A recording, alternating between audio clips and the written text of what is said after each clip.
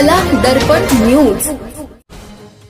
लिगाडे मळ्यातील स्वस्त धान्य दुकानदार मनमानी करत शिधापत्रिका धारकांना कमी धान्य देत होता। त्यामुळे संतप्त शिधापत्रिका धारकांनी नगरसेवक राजू बोंद्रे यांच्याकडे धाव घेऊन गारहाणे मांडताच बोंद्रे यांनी प्रत्यक्ष दुकानात धाव घेऊन माहिती घेतली आहे आणि पुरवठा अधिकाऱ्यांशी संपर्क साधून त्या दुकानदारावर कारवाई करण्याची मागणी केली आहे।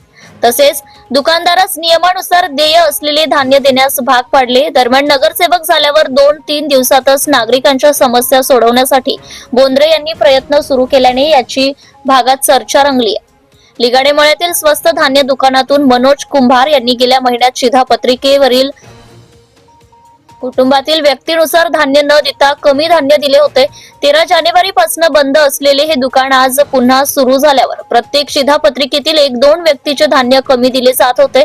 त्यामुळे संतप्त शिधापत्रिका धारकांनी नगरसेवक राजू बोंद्रे यांच्याकडे धाव घेऊन कमी धान्य दिले जात असल्याचं निदर्शनास आणून दिले। बोंद्रे यांनी त्वरित कुंभार यांच्या स्वस्त धान्य दुकानात धाव घेऊन विचारपूस केली असता दुकानदाराने कमी धान्य दिल्याचं स्पष्ट झालंय। त्यामुळे बोंद्रे यांनी पुरवठा अधिकाऱ्यांशी संपर्क साधून कमी धान्य दिले जात असल्याचं दुकानदारावर कारवाई करावी, तसेच गेल्या महिन्याचे आणि चालू महिन्याचेही नियमानुसार धान्य देण्याची मागणी केली आहे।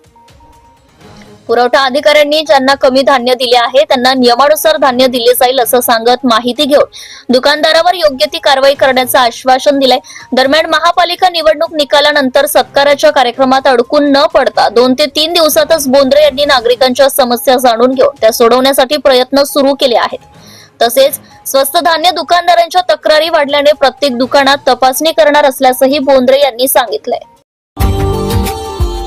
Subscribe now and press the bell icon. Never miss an update.